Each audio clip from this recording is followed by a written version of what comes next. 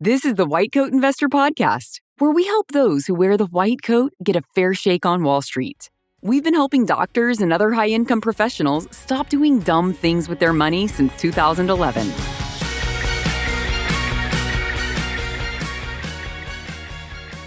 This is White Coat Investor Podcast number 327, Send Your Kid to College.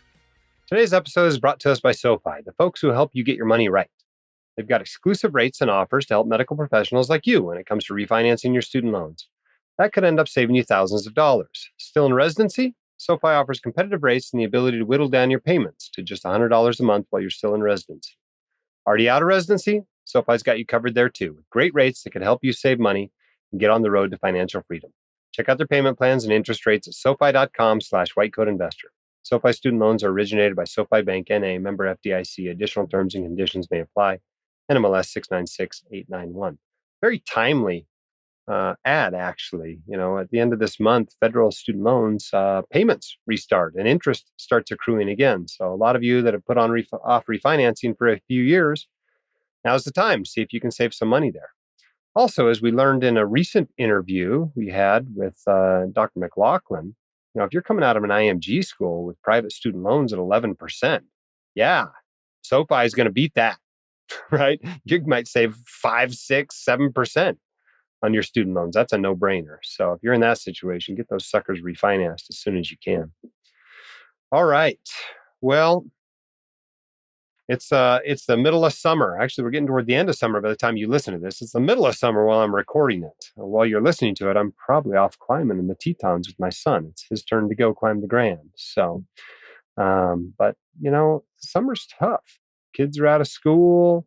You're running around trying to spend time with them, knowing you only have 18 summers, but you've also got your practice or whatever it is that you do pulling you away from family time and other interests you might have. So when it does that, recognize that it is a wonderful profession and it is a wonderful opportunity to help others. And if nobody thanked you for it, let me do it.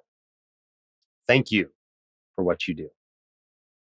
Hey, we want you to know about this email series we have. We call it the Financial Basics. And this is a little different from boot camp, right? You may have been, if you signed up for the newsletter. If you've never signed up for the newsletter, go sign up for the newsletter, right? whitecoatinvestor.com/newsletter. Sign up for the newsletter.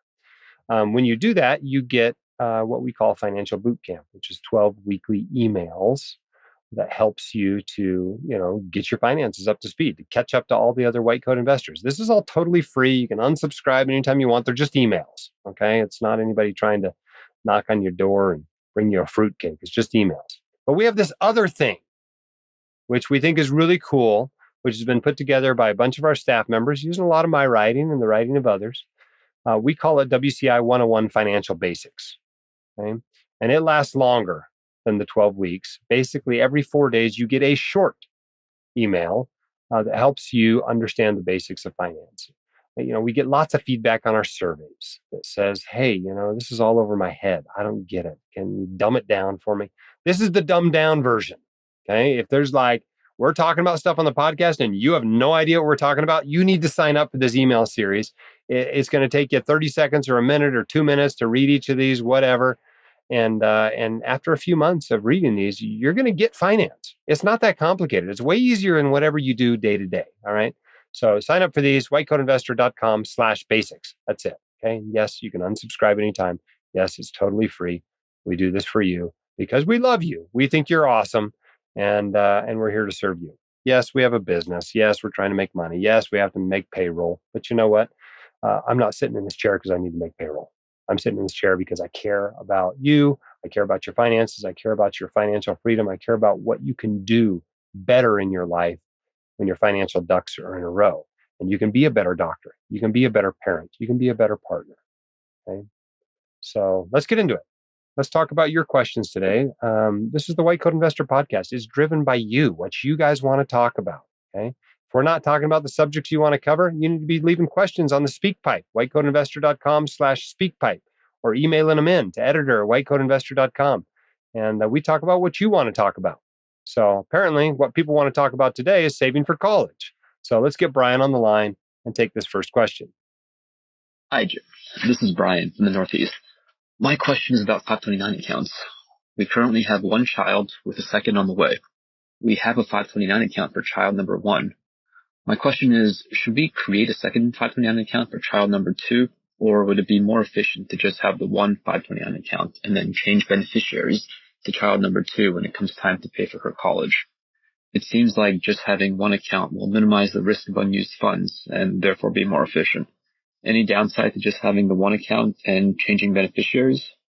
For what it's worth, we do plan on funding both of our kids' college expenses, but it's also not mandatory that we have 100% of expenses in the 529 accounts, as we'd be perfectly fine cash flowing college expenses at the time. I look forward to your answer. Thanks for all you do. All right, great question, Brian. This seems like you're trying to solve a problem that doesn't exist in my mind. I've got 34 529 accounts, 35 now. Okay? I've got one for each of my kids. I got one for each of my nieces and nephews. Right now, I've got 1, 2, 3, 4 of them withdrawing from it right now. Okay, and I'm funding them all each year. Something's going into them. Some of them are getting their uncle match, and others are withdrawing money and spending it on college. It's not that big a deal to have more than one account. Trust me, I got 35 of them. Okay, no big deal. Open a second account for your other kid. I mean, what are you worried about? That you'll have 2 accounts on the page when you log in? I mean, I don't get what you're so concerned about. It would be more of a pain to change the beneficiary than to manage a second account for 18 years. So just open a second account for the other kid. Now, you can always, if you feel like you're not treating them equally, you can move money from one to another by changing the beneficiary. You can change the beneficiary. I guess if you had 13 kids, you could have one account and just change the beneficiary every time another one enrolled in college. But I don't know. It feels like you're trying to solve a problem that doesn't exist. Just open a second account. One account for each kid, I think, is the best way to do it. All right. Next question's from Aaron, also about 529s. Hi, Dr. Dolly. Thank you for all that you do. This is Aaron from the Southeast. My question is, what is the maximum that you would consider contributing to a 529 plan for the tax benefit for a toddler? This would assume that the funds are available to pay for it. It's just a matter of putting it in there for tax benefit. This would be for K through 12 private school as well as for college tuition. Just having a hard time of where to top off the maximum amount, allowing for growth, given 16 plus years of time. Appreciate your input. Thank you. Well, you're looking for a simple answer to a complex question. I mean, there's not anywhere near enough data that you've given me in your 42-second question to actually run numbers and give you the answer to this, because it's different for everybody. It varies by a lot of things. One's what you're going to use the money for. Like in your case, you're talking about using it K through 12 as well as in college. My kids are in public school K through 12, so we don't have to put anything in there for K through 12. So obviously my kids need a smaller 529 than yours do. Likewise, you got to think about, well, how bad of a thing is it if you end up overfunding it, right? That's not a big deal to me. I'm just going to change it to the grandkids. I'm going to change the beneficiary to the grandkids. Other people are like, well, I'm not going to pay for that. I want to spend the money that doesn't go toward college. I really don't want to overfund them. So they got to be a little more careful how much they put in there. You also have to look at, well, where are they likely to go to college? Or in your case, where are they likely to go to kindergarten? And how much does that cost? But if you're really talking about putting, K through 12 and college expenses on it, you can put a lot of money into a 529. States all have their max of how much you can have in there, but there's nothing that keeps you from going to another state and putting more in there. Remember the benefits of a 529. Some states, and you should know this for your state, will give you a deduction or a credit for a certain amount of money put into it. I would probably try to put in at least that much money. I think that's a pretty good tax benefit. It's not that much though. I mean, in my case, if I put $1,000 into it, I get $50 off my state taxes. That's the Utah benefit. Some states are better than that. And I think we can put in a little over 4,000 and get that 5% credit on it in Utah. Some states don't give you squat though. So you need to know for your state. The other benefit, of course, is that all the earnings come out tax-free when you use them on approved educational expenses. So that's both federal and state. Although it may not be the case in New Jersey and California. They tend to not play with things like that. But actually, I think it is. I think it's okay for 529s. I think they are state tax-free, the withdrawals in those states. I think it's HSAs that they really get you on. So I take that back. That's not a 529 thing. That's an HSA thing. But that's the big tax benefit, right? Is the tax-free growth. And so the way you get that is by leaving the money in there for a long time, by investing it aggressively so it grows a lot. That's the real tax benefit you're going for.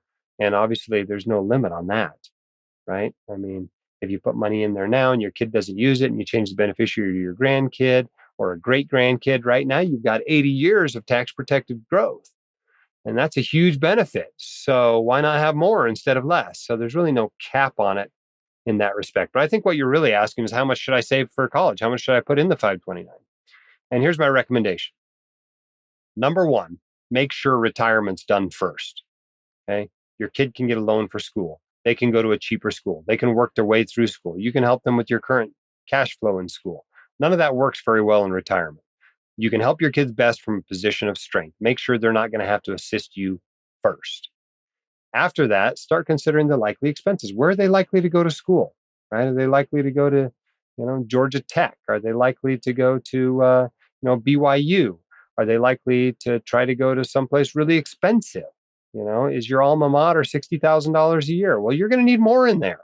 And if you're trying to send your kid to the University of Utah, all right, it's just a very different cost of education. So consider that. And then you just work backwards, right? If you're starting when they're 15, you got to put a whole bunch in there. If you're starting when they're 2, you don't have to put as much in there per year because you have more time for the compound interest to work. If you're super funding it, as soon as you get their social security card, you're putting 5 years worth in. Well, you can probably get away with putting less in. But those tend to be the people that put more in anyway and have to deal with overfunding issues. Remember, there's a new thing with the Secure Act 2.0. There's this new thing coming out that you're going to be able to do some rollovers from the 529 to the beneficiary's Roth IRA, a total of $35,000. It's not really in place yet, but it does provide another relief valve if you end up saving a little too much in a 529 and don't want to just change the beneficiary. You actually want to get the money out. That is another option to get out without paying any penalties or taxes on the earnings. All right, our next question comes via email. I've been a big-time fan and follower ever since residency. I'm an ortho surgeon who's 2 years into practice, married to another high-income professional. Our net worth is slightly over $2 million, with no debt other than the remainder of our mortgage. Wow, well done. 2 years into practice and already a multimillionaire. That's pretty awesome. We've been very blessed, no doubt, but have also been very intentional in our earnings and spending thanks to you. We have a 7-month-old son. We'll likely be expanding our family in the next year or two. My question is, what do you think is a reasonable amount to have in a 529, given the exorbitant cost of college nowadays? A family member of ours recently got accepted to a prestigious college where the cost is around $100,000 a year. By the time my son is 18, do you think these colleges will cost more than $500,000 to $700,000 for 4 years? So far, I have $32,000 in his 529, $16,000 each year, but I also would prefer not to have a ridiculously overfunded 529 either if he ends up not using it. As you have kids of your own, what do you think is a reasonable price tag and expectation for funding a college education? Curious to know your thoughts on this. Well, I got one kid in college, tuition $6,000 a year. So my perspective is very different from someone who's sending their kid to a $100,000 a year school. But if that's truly what you want to do, you want to send your kid to what's the equivalent of $100,000 a year now, and you got to assume that's going to grow at 6%-ish a year, it's going to double in the time you're saving for college. So that's now $200,000 a year. So we're now talking about, $800,000 for a 4-year education. So you better get going if you want to save that much in a 529 to pay for their entire education. But that's like, wow, that's a lot of cash. And maybe it's fine for your family. I mean, shoot, you're multimillionaires 2 years out of practice. Maybe you can afford that. But I think most physician families are going to go, we can't afford $800,000 per kid. We're going to have to do something else. And they save what they can. You throw $3,000 or $4,000 or $5,000 in the 529 each year and you call it good. And what it grows to is what it grows to. And everything else has got to be made up for with good school selection, with the kid working, getting scholarships, maybe something from your current cash flow, those sorts of things. And they piece it together, they cobble it together. And if the kid wants to go to somewhere really expensive, they may end up with a little bit of student loans. But I don't think that's mandatory these days. If you're a physician, there are enough less expensive schools that you do not have to borrow for an undergraduate education. But the key is selecting a place that doesn't cost $100,000 a year, or in 15 or 18 years, maybe $200,000 a year. So the other thing to keep in mind is overfunding is not like this terrible tragedy, right? It's like all the people that complain about their huge tax bills or their huge required minimum distributions, right? These are great problems to have. I got too much in a 529. There's still $100,000 left over after paying for my kids' college. What do I do now? Well, you got so many awesome options.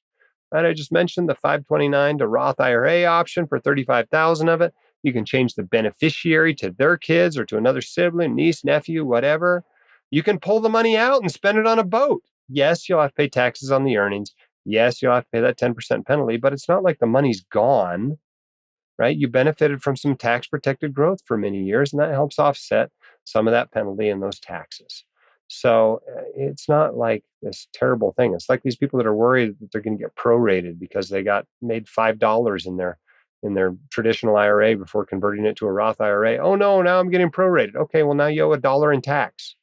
It's just not that big of a deal. So, yeah, you try to get it right. You try to hit it on the nose with how much you put in your 529, but it's impossible to exactly calculate how much to have in there unless your goal is simply to have $100,000 no matter what. Maybe you can work toward that. But I think you're far better off just concentrating on, what am I going to put in there every year? And maybe your goal is to put 5,000 in there, or maybe your goal is to max it out and put whatever it is, $17,000 a year in there, and just have this huge 529 by the time they're 18. But I would maybe set your goals more on how much you want to contribute than on how much you want there to be in the end, because there's so much you can't control there. Okay, let's take a question that's a little bit different.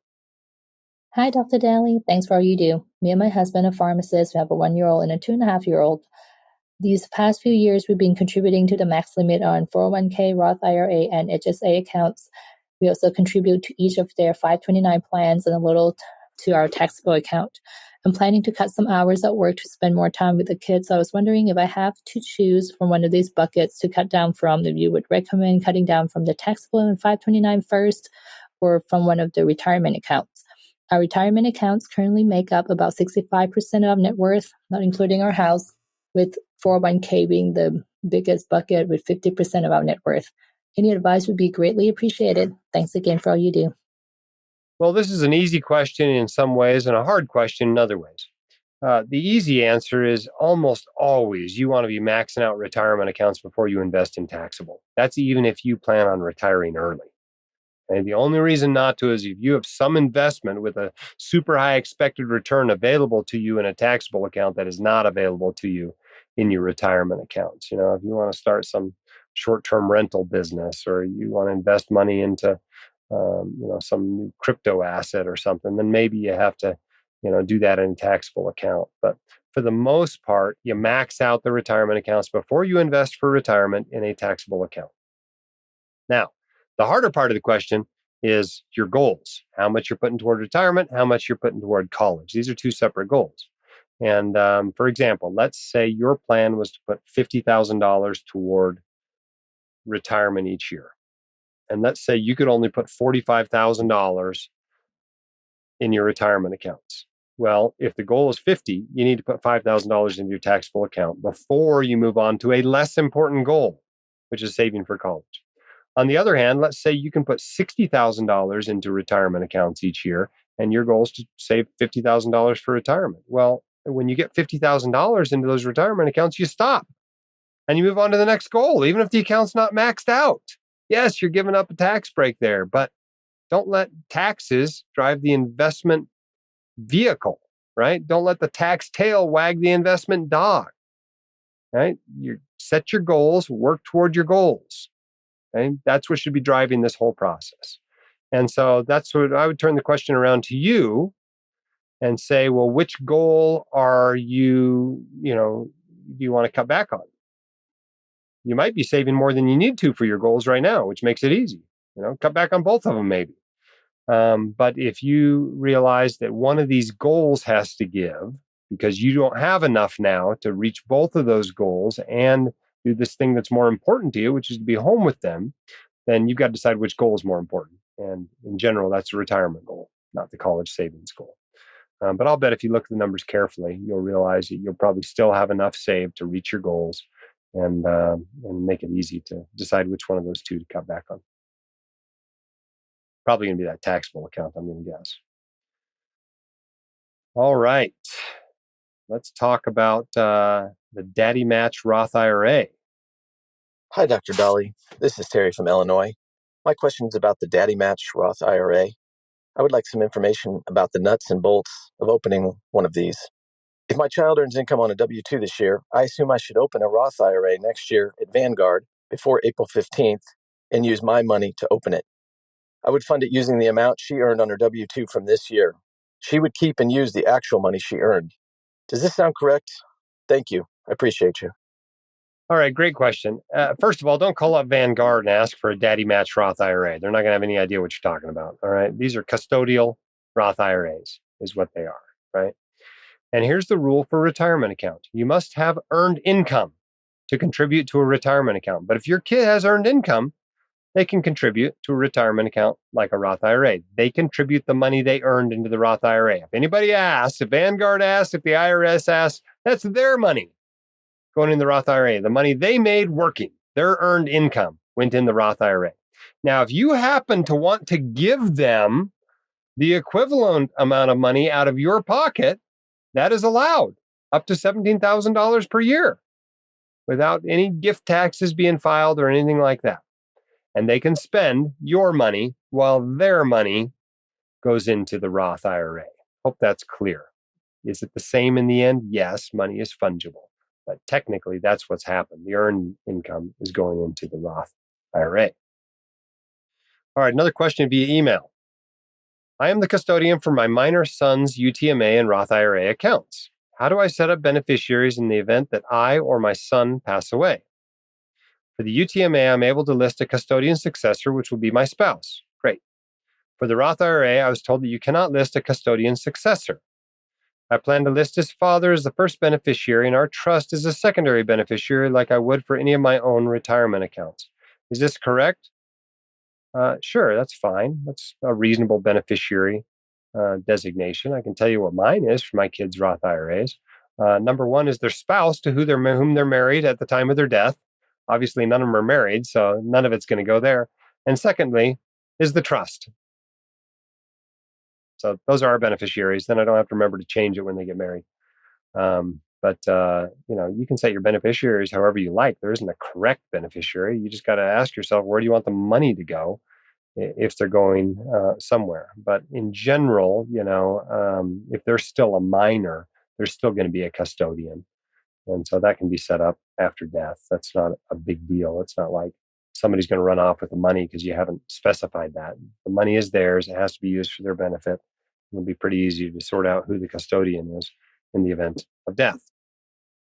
The second part of that question, finally, if he has a very low amount of earned income, less than $200 to start, I cannot even buy a share of VTI with that.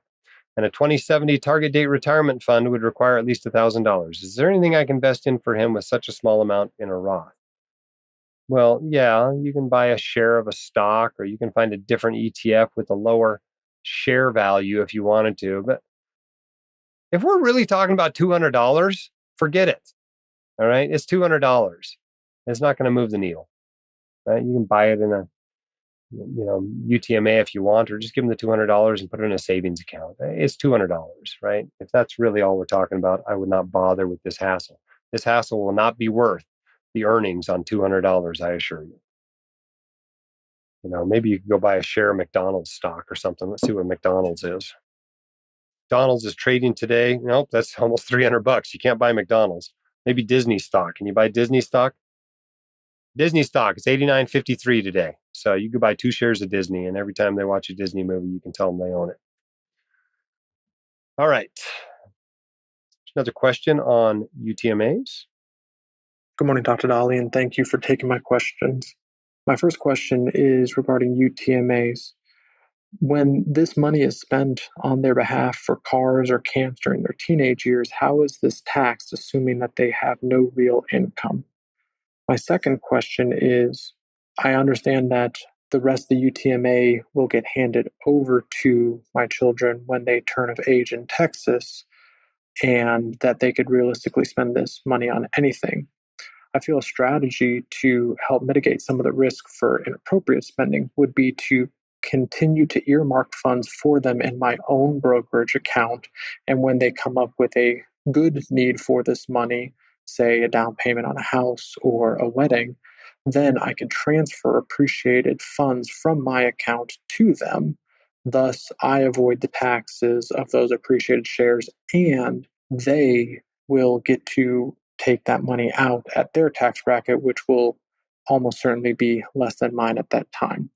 Is there anything that I've not considered regarding these two strategies for the UTMA and gifting funds? I don't feel like we'll have too much money in their UTMAs to go over the kiddie tax, nor will I ever hit the gift tax ceiling. Thank you. Okay, that last line was really important, actually. You included a lot of information in your last line that now I don't have to necessarily specify, but I think I better outline it for the benefit of others that are listening to this. A UTMA, Uniform Transfer to Minors account, or UGMA, Uniform Gift to Minors account, is essentially a custodial taxable account you have for your kids. It's a gift to your kids. Once you give it to them, it's their money. It can only be used on their behalf. And once they hit the age of majority in that state, which in Texas is 21, it's 21 in most states, it's their money to do whatever they want with, right? They want to go use it on cocaine, they can do that. They want to buy a Tesla with it, they can do that. They want to give it away to charity or their girlfriend or whatever, they can do that. Okay, it's their money. If you don't want it to be their money, don't give it to them. Keep it yourself. And yes, you can do that in your taxable account. Now, can you later give them money because you like the choices they're making in their life? Absolutely. The only issue is gift taxes, right? So you can give $17,000 a year. That goes up every few years, $17,000 a year to anybody you like without having to file a gift tax return. Now, your spouse can also give $17,000. You can give it to your son-in-law or daughter-in-law as well, $17,000, totally separate limit, right? And so you can give a fair amount of money without any gift tax consequences. And even if you do have to file a gift tax return, which I've done once, as we did some of our estate planning, it's not that big of a deal, but it is kind of a pain to file an extra tax return. But you don't actually pay gift taxes until you've used up your entire estate tax exemption, which for a married couple is like $26,000 right now. Okay, it's a lot. All right. So the point of using a UTMA is to try to save some money on investment-related income taxes. Okay? Because it's their money, it gets taxed at their tax rates. But the IRS is no dummy, right? They're like, well, what if people put a whole bunch of money in there so it just gets taxed at the kids' rate and saves the parents a whole bunch of money? So they put in what we call informally the kiddie tax. So basically, the way this works in 2023, the amount is $1,250. The first $1,250 of income in that account is tax-free. The second $1,250 gets taxed at the kids' tax rate, okay, which is generally 10%. I suppose if it was qualified dividends, it could be 0%. But that gets taxed at the kids' rate.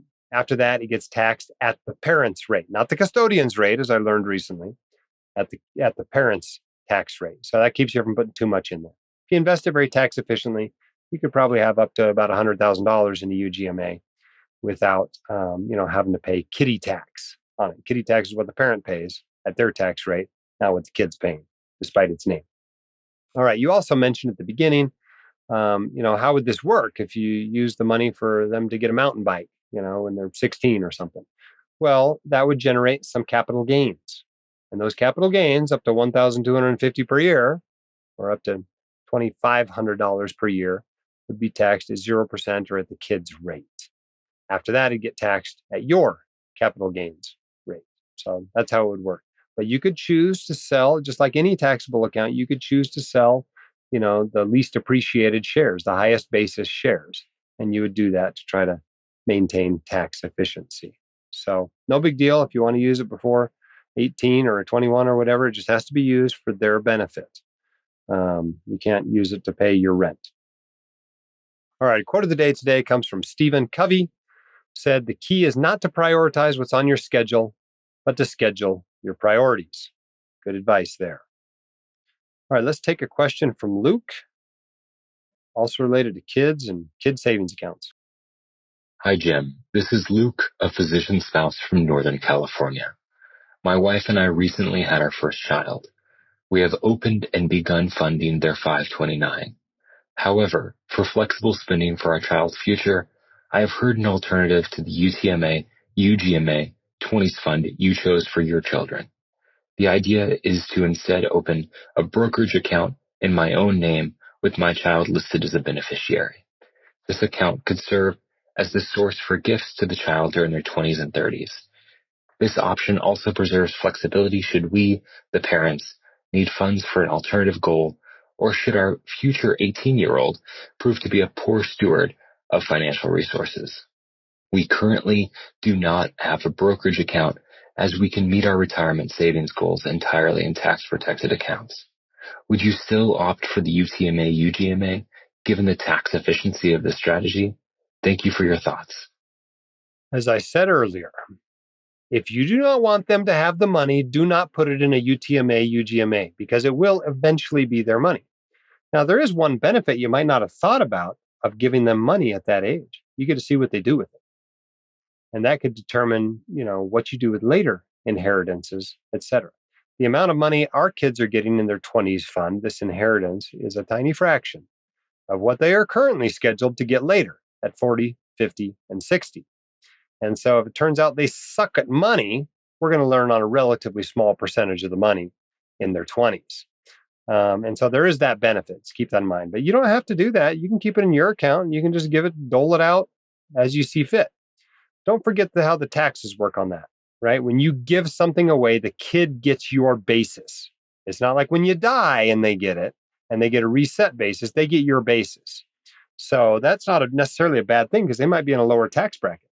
So instead of you having to pay 23.8% on long-term capital gains, maybe they're paying 0% or 15%, right? So there's some savings there. That's not necessarily a bad thing, but you are limited by the gift tax limit, right? $17,000 a year. You want to turn around and give them 80 grand, that becomes a little bit tricky unless you can give them, you and your spouse each give them 17 and you give 17 each to their, spouse and, you try to cobble it together that way, or you file a gift tax return. You got that to deal with, whereas you don't have that to deal with the UTMA. But yeah, a lot of people feel a little bit of angst about putting that money out there into their kid's name when they don't really know what the kid's going to be like. And if that's the case with you, don't put very much in there, or keep it in your own taxable account. You can always give it out later, and obviously spend it yourself if you want. And there is no limit to how much you can put in your taxable account. There just is a limit on how much of it you can give away each year, unless you're giving it to charity. No limits on that. Okay, our sponsor, SoFi, as I mentioned at the top of the podcast, can help medical professionals like you save thousands of dollars with exclusive rates and offers for refinancing your student loans. Visit SoFi.com/whitecodeinvestor to see all the promotions and offers they've got waiting for you. One more time, that's SoFi.com/whitecodeinvestor. SoFi Student Loans are originated by SoFi Bank, NA, member FDIC. Additional terms and conditions may apply. NMLS 696891. Don't forget to sign up for the Financial Basics email series, whitecodeinvestor.com/basics. It's free, and you can unsubscribe at any time, like everything else we send you. Okay? Check it out. If you're having trouble following what we're talking about on this podcast, you probably ought to read those for a few months. All right. Thanks for those leaving us 5-star reviews. We had one that came in from Jumping with Jess. Said, great podcast. I've learned so much valuable knowledge over the course of listening to this podcast. I wish I had tuned in while I was a med student and resident, but really enjoying all the content and trying to apply it so that my partner and I can achieve financial freedom in the future. 5 stars. Thanks for that review, Jess. That one's actually a little bit older. It's a couple of years old. So I hope you are achieving that financial freedom at this point and that the podcast continues to be helpful. For the rest of you, keep your head up, shoulders back. You've got this and we can help. Have a great summer. Have a great fall. I guess we're getting close to the end of the summer by the time you listen to this. I think it runs August 10th. Kids are going to be going back to school soon. But you've got this, man. This finance stuff is not that hard. It's easier than what you do day to day. See you next time. The hosts of The White Coat Investor are not licensed accountants, attorneys, or financial advisors. This podcast is for your entertainment and information only. It should not be considered professional or personalized financial advice. You should consult the appropriate professional for specific advice relating to your situation.